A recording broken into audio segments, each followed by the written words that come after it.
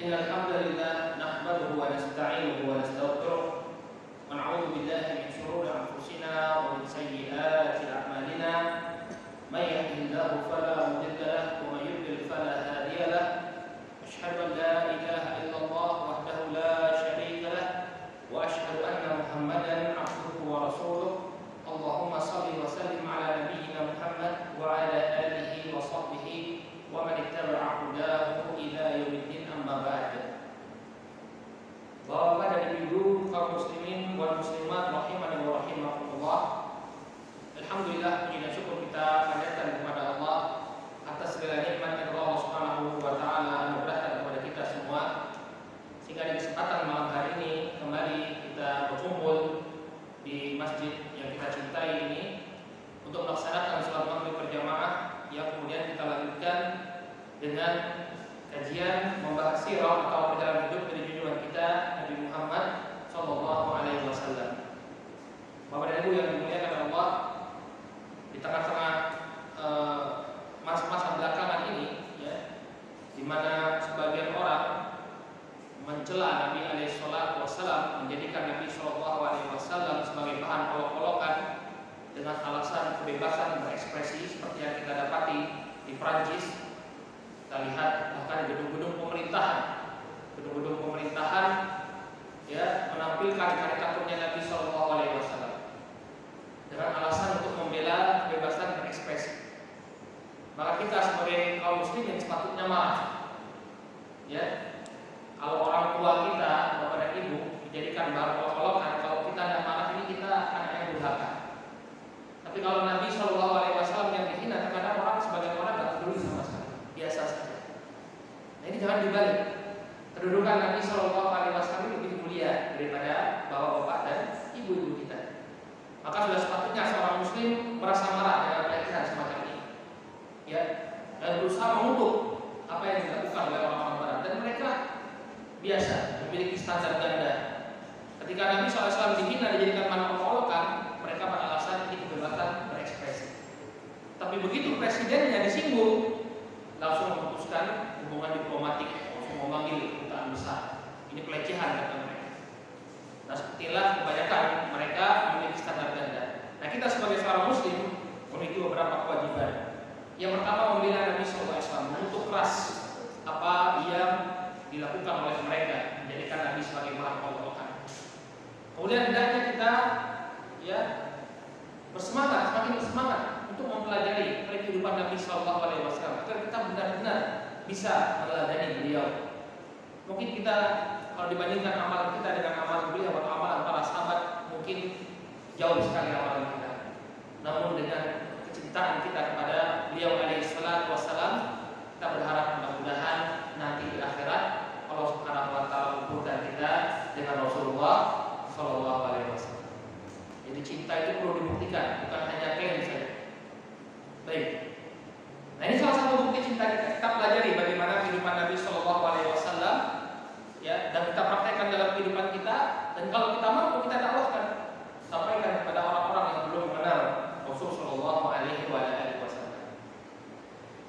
Pada pertemuan yang terakhir, Bapak dan Ibu yang dimuliakan Allah, kita telah jelaskan bagaimana masa kecilnya Nabi alaihi salatu wasallam. Ya, ketika beliau lahir dalam keadaan bapaknya sudah meninggal dunia. Lalu beliau disusui oleh Halimah As-Sa'diyah sampai beliau usia 4 sampai 5 tahun. Kemudian dikembalikan sebentar kepada ibunya, lalu ibunya meninggal dunia.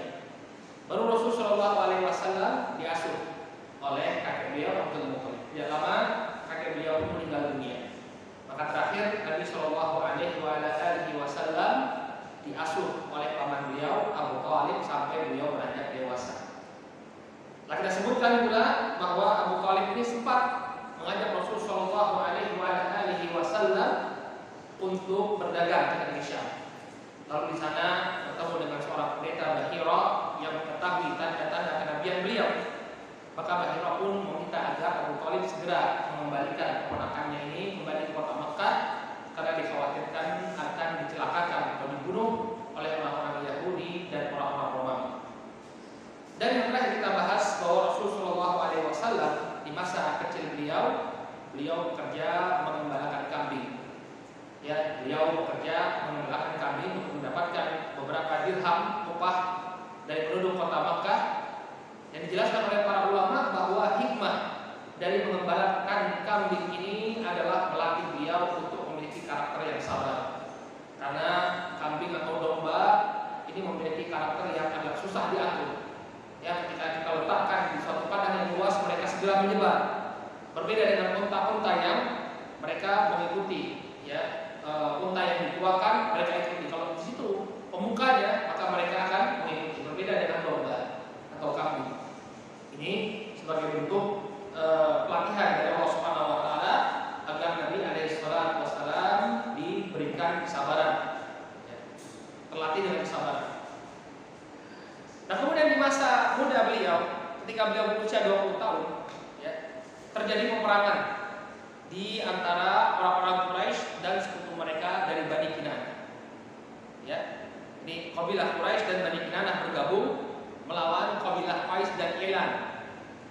Ya, awalnya ini berasal dari sebuah keributan, ya, keributan yang terjadi di sebuah pasar di kota Makkah, kemudian menjadi sebuah peperangan. Nah, peperangan ini disebut sebagai perang Fijar. Kenapa? Karena dia terjadi di bulan haram. Ya, jadi bulan haram ini adalah bulan yang dihormati sejak zaman jahiliyah.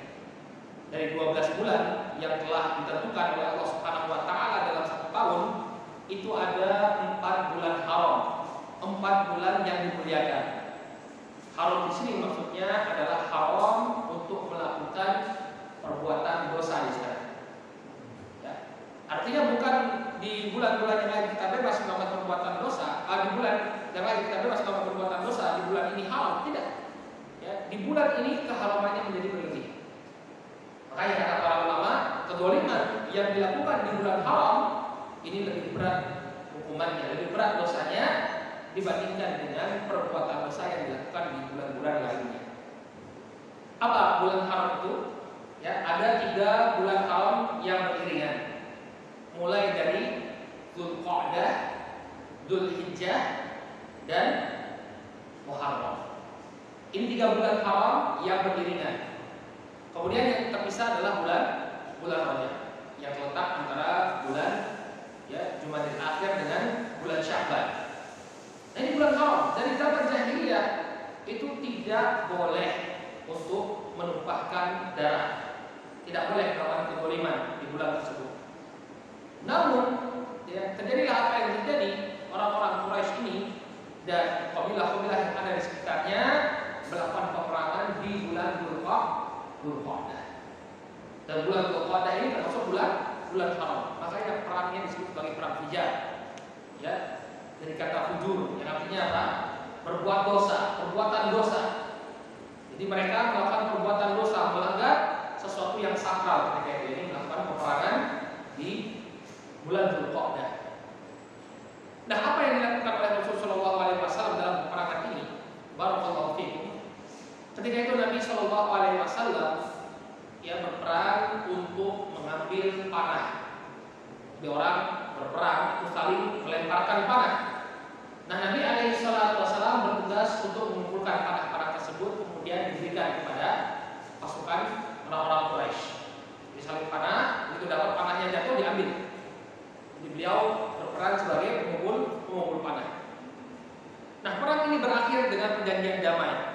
Ya, akhirnya suku-suku yang berperang ya menjalankan atau membuat perjanjian damai, kemudian mereka saling membayar diat, ya, atas korban-korban yang jatuh, korban-korban yang terbunuh dibayar diatnya. Ini uang darahnya dibayar. Nah, ini salah satu fase yang terjadi di masa mudanya Nabi Alaihissalam. Beliau mengikuti perang Fijar bersama paman-paman beliau dan bertugas untuk mengambil panah, ya, mengumpulkan panah-panah. Kemudian apa lagi yang dilakukan atau yang terjadi di masa Nabi Shallallahu Alaihi Wasallam muda? Terjadi sebuah perjanjian yang bernama Hilful Fudul. Ya, Hilful Fudul ini terjadi karena terjadi kezaliman. Ya. Hilful Fudul atau perjanjian orang-orang yang memiliki keutamaan ini terjadi karena adanya kezaliman di tengah-tengah kota Makkah. Ya, ada sebagian orang yang melakukan perdagangan di kota Makkah, kezaliman yang di hadapan khalayak ramai, membacakan bait-bait syair yang membuat orang-orang Quraisy menjadi malu. Kenapa bisa terjadi kezaliman di tengah-tengah pasar Makkah? Maka orang-orang Quraisy yang malu ini mereka membuat perjanjian yang intinya ya mereka tidak akan membiarkan terjadinya kezaliman lagi di tengah-tengah kota Makkah. Dan ketika itu Nabi Alaihissalam ikut menjadi saksi perjanjian tersebut.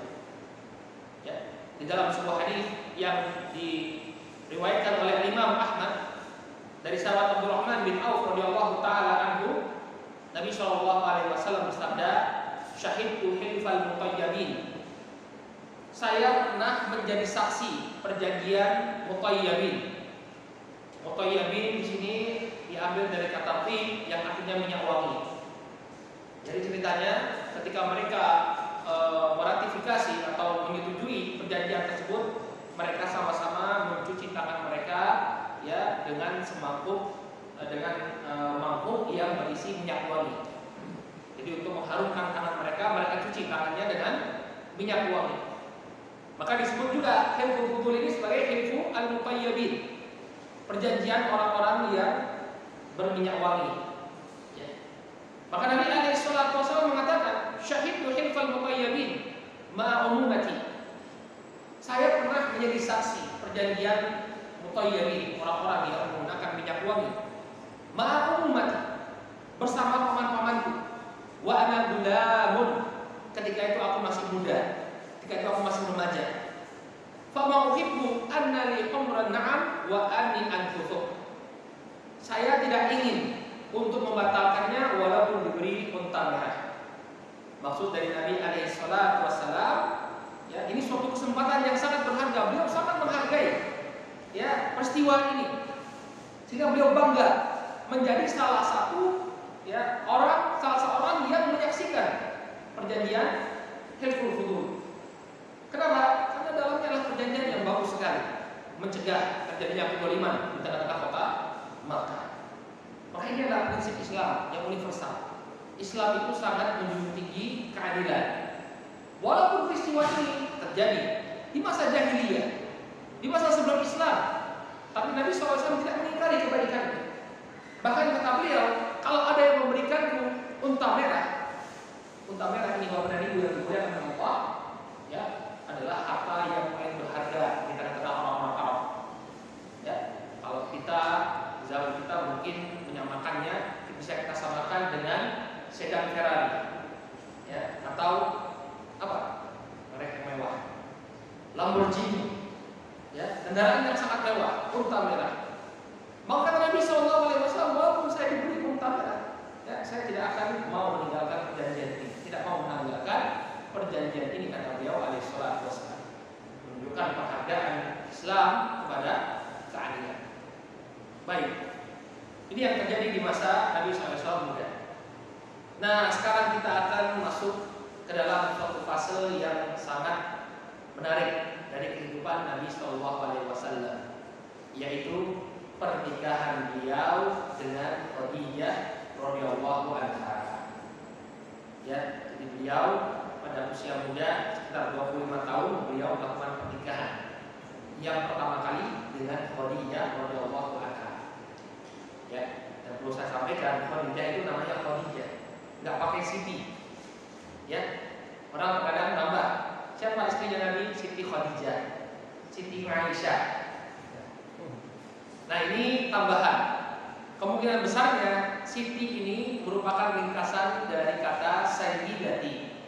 Sayyidati ini artinya wanita yang dihormati, wanita terhormat. Ya, tuan wanita atau tuan wanita, ya, wanita yang dihormati.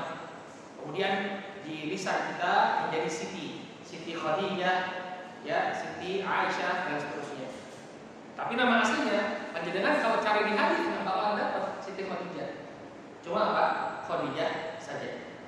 Ya, itu bentuk penghormatan kepada Khadijah radhiyallahu taala anha dan istri Nabi, sehingga mereka menambahkan Siti dari kata Sayyidati yang artinya penghulu atau pemuka.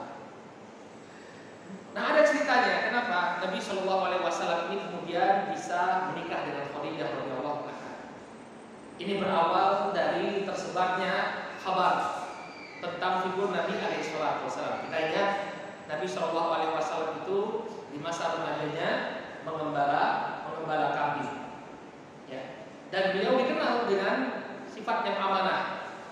Jadi sudah tersebar di tengah-tengah ya penduduk Makkah tentang sifat amanahnya Nabi Alaihissalam, kejujurannya Nabi Alaihissalam. Maka ketika itu Khadijah radhiyallahu taala anha, Khadijah ini adalah seorang wanita yang kaya raya. Beliau adalah seorang janda dan memiliki harta yang sangat banyak dari peninggalan suaminya. Nah kemudian beliau menjalankan perdagangan ya dengan cara mengupah. Jadi ada orang-orang, jadi beliau menyediakan modalnya, kemudian memerintahkan sebagian orang untuk menjalankan perdagangan miliknya. Jadi membeli barang dari Yaman, kemudian membawanya ke Makkah, dan kemudian membawanya ke Makkah, kemudian dibawa ke negeri Syam, sebagaimana yang kita sebutkan, bagaimana perjalanan dagangnya orang-orang Quraisy. Sebaliknya dia mengambil barang dari negeri Syam, dibawa ke Makkah, demikian juga dibawa ke Yaman. Produk-produk dari Yaman ini kebanyakannya berasal dari Afrika dan juga dari India, dan kemungkinan juga dari Cina. Kemudian dibawa ke Makkah, dibawa lagi ke negeri Syam. Adapun barang yang diperdagangkan di negeri Syam, barang-barang buatan Romawi, barang-barang buatan Persia. Seperti itu mekanisme dagang mereka. Nah, Khadijah radhiyallahu taala anha mendengar sikap amanah yang ada pada diri Nabi Alaihissalam. Maka beliau pun mencoba untuk mempasrahkan perdagangan beliau kepada Rasul Alaihissalam. Maka ketika itu Maimunah memiliki seorang kepercayaan. Jadi sesungguhnya dia tidak melepas Nabi Shallallahu Alaihi Wasallam berdagang sendirian, namun tetap ditemani oleh orang kepercayaannya. Siapa orang kepercayaannya Khadijah? Beliau bernama Maisarah. Dan ini adalah figur seorang laki-laki. Banyak orang yang keliru di tengah-tengah kita, ya menyangka Maisarah ini sebagai wanita. Makanya tidak jarang kita mendapati ada wanita yang bernama Siti Maisarah. Ya, padahal beliau adalah seorang laki-laki, orang kepercayaan atau tangan kanannya Khadijah radhiyallahu taala anha. Nah, Khadijah sendiri, sebagaimana kita sebutkan, beliau ini adalah seorang wanita yang terkemuka. Ya, nama beliau adalah Khadijah binti Khuwailid bin Asad bin Abdul Uzza bin Qusay bin Kilab bin Murrah. Nasabnya bertemu dengan Rasulullah SAW pada Qusay bin Kilab. Ya, kita bandingkan dengan nasabnya Rasul SAW. Ya, nasabnya Rasul Muhammad bin Abdullah bin Abdul Muttalib bin Hashim bin Abdul Manaf bin Qusay bin Kilab bin Murrah. Jadi mereka sama-sama cucu dari Qusay, baik Khadijah maupun Rasulullah SAW. Dua-duanya merupakan cucu dari Qusay bin Kilab. Nah, Qusay ini memiliki beberapa orang anak, di antaranya Abdul Uzza dan Abdul Manaf. Abdul Manaf ini yang menurunkan Rasulullah SAW, sedangkan Abdul Uzza ya yang menurunkan Khadijah radhiyallahu taala anha. Nah, memang seperti itu. Kalau para sahabat belum ditarik nasabnya, nanti akan bertemu dengan Rasulullah SAW. Karena asal muasal mereka sama dari Quraisy. Ya, asal muasal mereka sama dari sosok yang berjulukan Quraisy. Nah, ketika Nabi Alaihissalam pulang dari perjalanan dagangnya, Khadijah radhiyallahu taala anha mendapati bahwa beliau adalah orang yang sangat amanah. Dan juga beliau Alaihissalam ketika berdagang, ya perdagangannya diliputi dengan keberkahan. Yang memang sudah digariskan oleh Allah Subhanahu wa taala bahwa sosok Nabi SAW ini membawa keberkahan. Kita masih ingat kisahnya Halimah As-Sa'diyah. Ya, ketika bayinya Rasulullah SAW dibawa ke kampung halamannya Halimah di Bani Sa'ad, ya diceritakan bahwa ya unta-unta yang sebelumnya tidak lagi memberikan susu kembali memberikan susunya. Ya, keberkahan dari Nabi Alaihissalam. Sehingga Khadijah sangat bergembira ketika ya dagangannya itu dibawa oleh Nabi SAW dan membawa keuntungan yang sangat luar biasa. Terlebih lagi, tangan kanan beliau yang bernama Maisarah sering menceritakan kepada Khadijah radhiyallahu taala anha tentang bagaimana kepribadiannya Rasulullah SAW, tingginya akhlak beliau, jujurnya beliau, amanah yang beliau. Maka Khadijah radhiyallahu taala anha tertarik dengan Rasul Shallallahu Alaihi Wasallam. Ya, ini menunjukkan kebaikan Khadijah radhiyallahu anha. Kebanyakan wanita, terutama di masa sekarang, yang membuat dia tertarik dengan sosok seorang laki-laki, ya kemungkinan besarnya apa? Penampilan fisik, ganteng, kayak artis Korea. Padahal artis Korea itu kalau di mata kaum laki-laki kayak perempuan, cantik-cantik ya, ya mas. Terus Korea itu cantik-cantik sebenarnya, tapi kenapa wanita kok suka? Ya, nggak ada maconya kayak laki-laki. Ya. Atau mereka melihat apa dari sisi materi? Ya, sudah mampan belum, kerja di mana? Ya. Kalau misalnya buka usaha, usahanya sudah maju belum? Ya. Kalau kerja di mana? Di BUMN atau di mana? Ya, sudah mampan belum? PNS sudah. Ya. Ini yang menjadi latar belakang seorang wanita menikah. Tapi lihat Khadijah radhiyallahu anha. Kita katakan Khadijah ini seorang wanita yang cerdas. Ya. Dia nggak peduli dengan status Nabi. Nabi itu kan dari sisi ekonomi kurang mampu beliau. Ingat kisahnya kemarin ketika Halimah ingin menyusui Nabi SAW. Gak ada wanita yang mau menyusui Nabi. Kenapa? Miskin. Pembala kambing. Ya, miskin. Gak ada yang mau menyusui. Kenapa? Karena bapaknya juga tidak meninggalkan warisan yang banyak. Ya. Tapi ya Khadijah, dia nggak melihat Nabi SAW bagaimana materinya. Yang dia lihat adalah akhlaknya.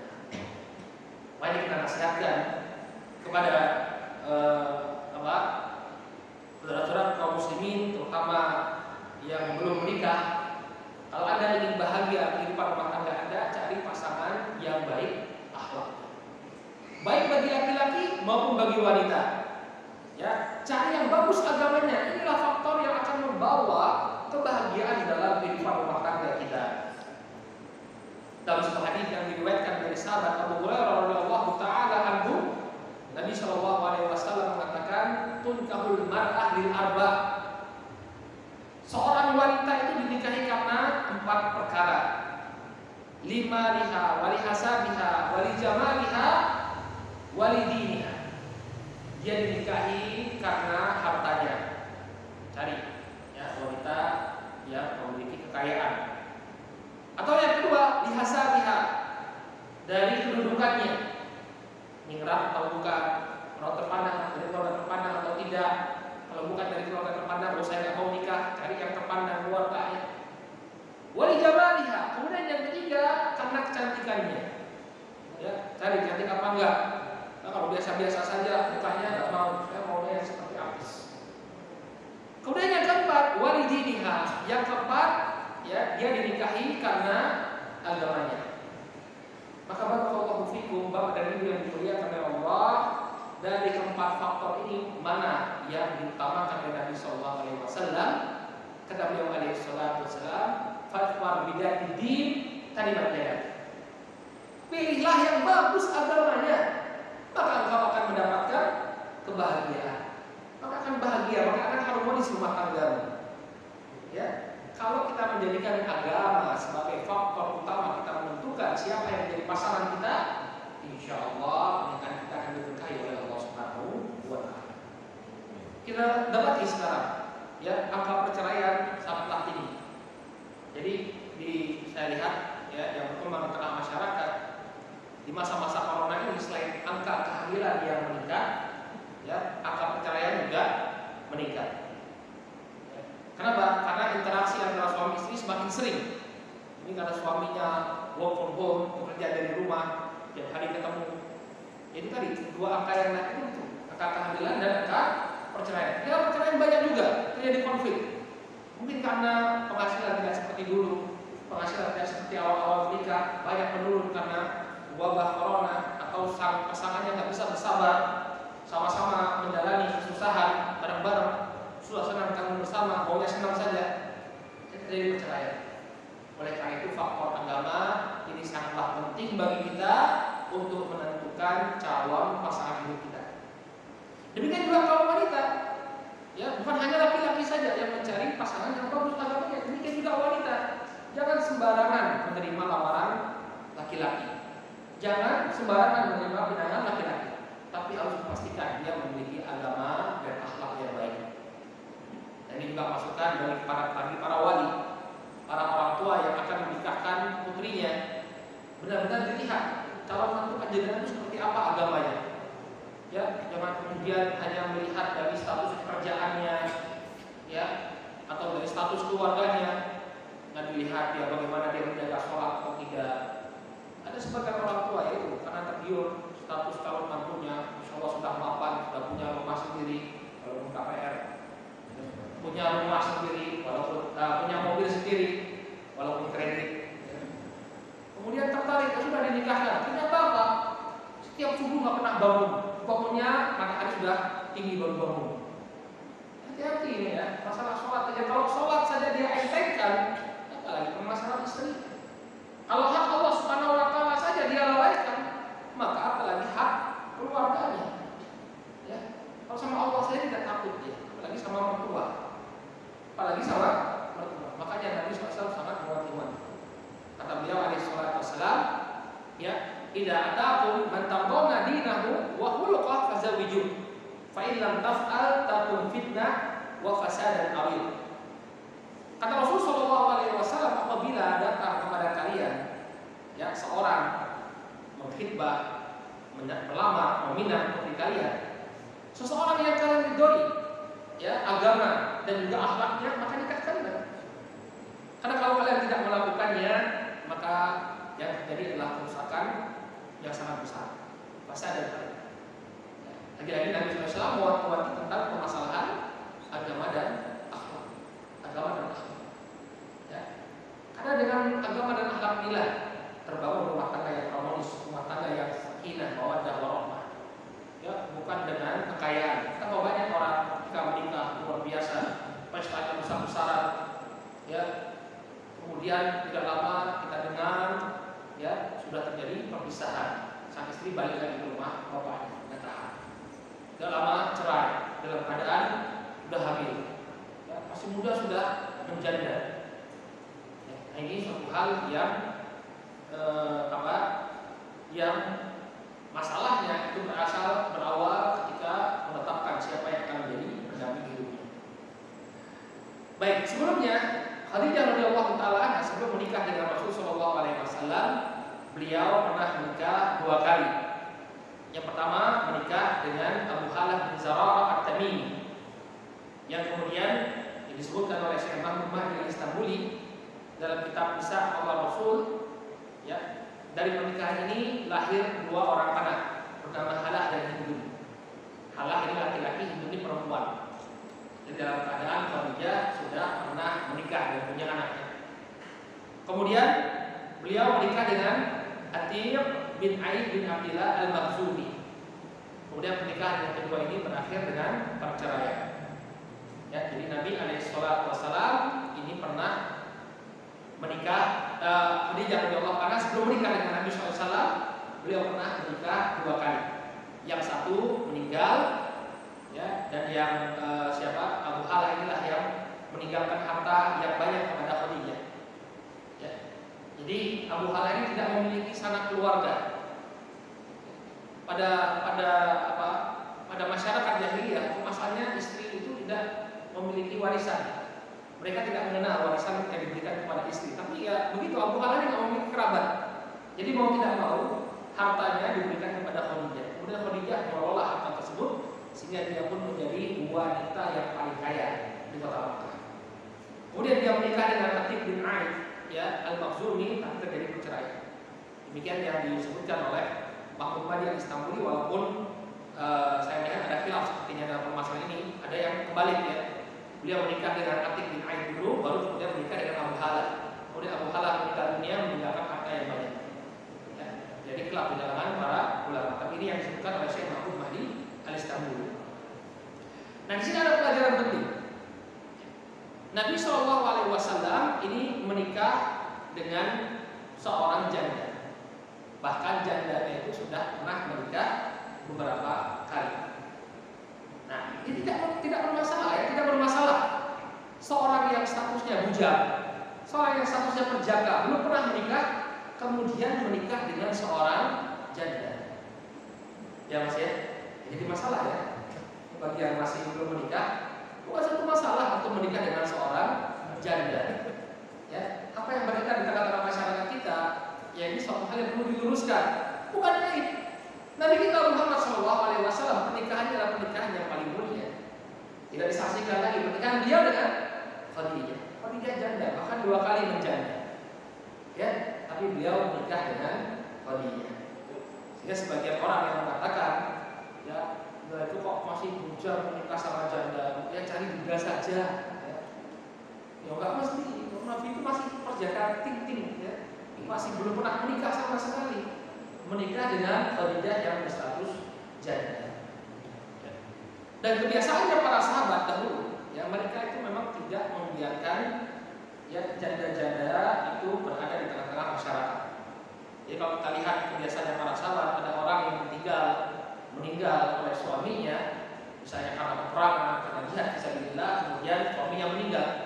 Ya begitu habis masa iddahnya sudah ada orang yang berlamar.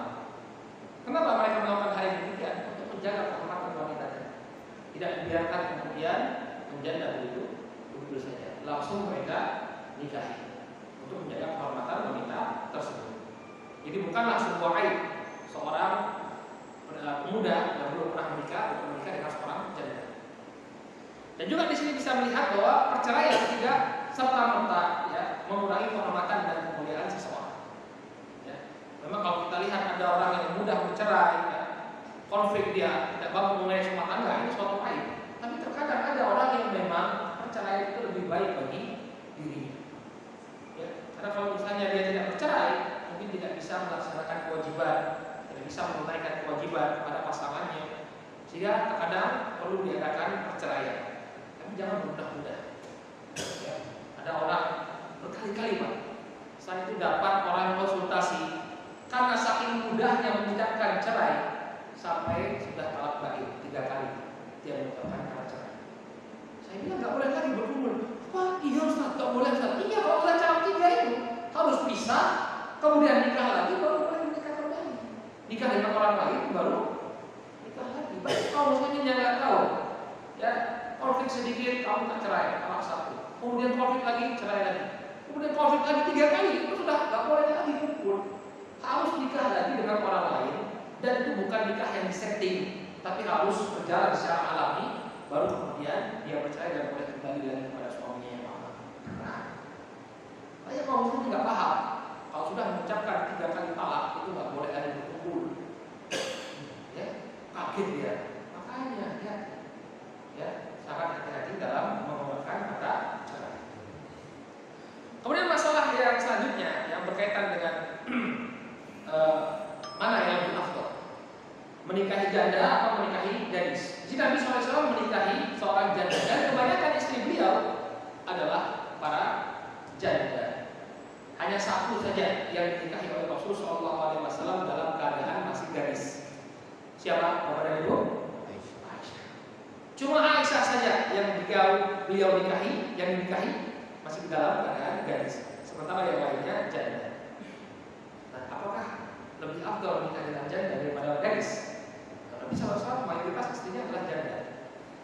Maka jawabannya tetap lebih utama menikahi seorang gadis. Dalilnya adalah sebuah hadis yang diriwayatkan oleh Imam Al-Bukhari, Muslim dan Imam Ibnu Majah. Ya, dari sahabat Jabir bin Abdullah radhiyallahu taala. Jadi ketika itu Jabir bin Abdullah ya lewat di hadapan Nabi SAW, kemudian Nabi bertanya, dia baru saja menikah ketika itu. Ya, atazawwajta ya Jabir? Apakah engkau baru saja menikah wahai Jabir? Nah, ini lihat ya, Nabi SAW itu Rasul, utusan Allah Subhanahu wa taala. Tapi ketika Jabir menikah, Nabi tidak diundang. Jadi panjenengan kalau ada orang kenalan kita yang menikah, kemudian kita tidak diundang, ya jangan tersinggung. Ya, karena itu hak mereka. Nabi SAW juga diundang sama Jabir pernikahannya. Bahkan beliau nanya ke Jabir, atazawwajta ya Jabir? Apakah kau baru menikah? Apa yang beliau tanya kalau misalnya beliau tahu dari diundang? Ya sudah ya, jangan kemudian kita tersinggung. Oh mungkin kita berikan husnuzon kita kepada saudara kita. Ya, mungkin masa pandemi, mungkin dia hanya terbatas keuangannya, nggak bisa undang kita, sudah kita doakan saja keberkahan. Tidak usah kemudian, kalau begini saya pokoknya tidak mau lagi lah, hubungan sama si fulan, masa anaknya nikah saya tidak diundang? Ya, tak perlu. Nabi SAW tidak sakit hati, beliau tidak diundang oleh Jabir bin Abdullah ya di acara pernikahannya Jabir. Atazawwajta ya Jabir, apakah engkau baru menikah wahai Jabir? Qultu na'am. Maka kata Jabir bin Abdullah, ya. Abriqal uthayyiban, apakah engkau menikah dengan seorang gadis atau seorang janda? Maka kata Jabir, thayyiban, saya baru menikah dengan seorang janda wahai Rasul. Qala fahalla bikran tula'ibuha. Wahai Jabir, kenapa engkau tidak menikahi seorang wanita yang masih gadis sehingga engkau bisa bermain-main dengannya? Nah, disinilah dalil bahwa lebih utama menikah dengan seorang wanita yang masih gadis. Kenapa? Masih polos. Ya, masih polos. Kalau dia sudah janda, ya, dia punya kenangan dengan suaminya terdahulu. Ya, sehingga lebih utama untuk menikahi seorang wanita yang masih gadis. Ya. Tapi Jabir ini punya alasan kenapa dia menikah dengan seorang janda. Qultu kunna li akhwat. Saya ini punya saudara perempuan, punya adik-adik perempuan. Jadi Jabir ini bapaknya Abdullah meninggal di perang Uhud. Dalam keadaan ya adik-adik wanita ini yang masih kecil banyak sekali bapaknya meninggal. Maka kalau Jabir menikah dengan seorang ya wanita yang masih gadis, masih muda, mungkin nanti akan terjadi percekcokan dengan adik-adiknya. Padahal Jabir punya kewajiban untuk mengasuh adik-adiknya. Makanya Jabir berpendapat, ya sudah saya cari janda yang lebih dewasa dalam berpikir. Ya, bahkan bisa ikut membantu Jabir untuk merawat adik-adiknya. Maka di sana ada kemaslahatan. Ya. Qulna li akhwat, kata Jabir, saya memiliki adik-adik perempuan. Fa khasyitu an tadkhula baini wa bainahunna. Maka aku khawatir nanti ya muncul percekcokan antara istriku dengan adik-adikku kalau aku mengambil ya wanita yang masih muda, masih gadis. Sehingga diambil wanita yang sudah dewasa, janda, sehingga bisa mengomongi adik-adiknya. Qala fadaka idzan, maka kata Nabi SAW, kalau demikian ya sudah. Ya, karena ada kemaslahatan. Baik. Ini yang berkaitan dengan menikahi mana yang lebih utama, menikahi janda apa masih gadis. Ya. Nah, inilah beberapa pelajaran tentang permulaan pernikahan Khadijah radhiyallahu taala anha dengan Rasulullah SAW. Dan Khadijah ini ya dikenal dengan sosok yang sangat sangat mulia ya, di tengah-tengah bangsa Arab. Bahkan banyak sekali orang yang berusaha untuk meminang Khadijah radhiyallahu taala anha. Beliau dikenal sebagai at-tahirah, wanita yang at-tahirah, ya, wanita yang suci. Ya, wanita yang suci. Karena dalam keadaan janda, ya beliau menjaga harga diri beliau dan beliau sangat dihormati di tengah-tengah orang-orang Quraisy. Nah, bagaimana kemudian Khadijah ketika beliau mulai tertarik kepada sosok Nabi Shallallahu Alaihi Wasallam, apa yang dilakukan oleh Khadijah radhiyallahu taala anha? Maka Khadijah radhiyallahu taala anha ya mengutarakan hal ini kepada seorang sahabatnya. Dia bernama ya Nafisah bin Muhayyad. Ya. Kemudian dia mengutarakan keinginan hatinya, bagaimana menurutmu, wahai sahabatku, kalau aku menikah dengan Muhammad? Ya, maka kata Nafisah, dia dikenal sebagai orang yang baik. Ya, maka kemudian Nafisah pun membantu Khadijah. Apa yang dilakukan oleh Nafisah? Dia menyampaikan ini kepada Nabi alaihi salatu wassalam. Ya, menyampaikan keinginan Khadijah radhiyallahu taala anha bahwa dia ingin menikahi Rasul sallallahu alaihi wasallam. Ternyata gayung bersambut. Ya, ketika Khadijah mengutarakan hal tersebut kepada Rasul sallallahu alaihi wasallam, ternyata Rasul sallallahu alaihi wasallam pun ya menghendaki Khadijah. Ini juga menunjukkan ya kalau seorang wanita ini boleh saja dia yang mengutarakan terlebih dahulu. Ya, Khadijah ketika mengetahui ini adalah laki-laki baik hati, laki-laki yang demikian bagus akhlaknya, maka beliau yang maju duluan, walaupun itu melalui perantara. Jadi jangan malu, misalnya ada seorang wanita muslimah yang memang sudah siap untuk menikah, kemudian dia melihat ada sosok yang baik, sosok yang bagus akhlaknya, tidak mengapa dia untuk mengajukan dirinya terlebih dahulu untuk menikah. Ya. Nah, bagaimana pernikahan Nabi SAW? Bagaimana jalannya pernikahan Nabi SAW? Ya, ini insya Allah akan pembahasan kita di pekan yang akan datang. Dan satu isu yang akan kita angkat, berapa usia Khadijah ketika menikah dengan Nabi? Yang beredar di tengah-tengah kita bahwa Khadijah itu usianya 40 tahun, Nabi 25 tahun. Sehingga ibu-ibu banyak yang bilang kalau mau nikah dengan janda cari yang sudah tua, jangan yang cari yang masih muda. Apakah ini benar? Nah, insya Allah pekan depan kita akan bahas berapa sih sebenarnya usia Khadijah ketika menikah dengan Nabi alaihissalatu wassalam. Ya, ibu-ibu dan yang hadir. Kita tutup sampai di sini. Subhanallah.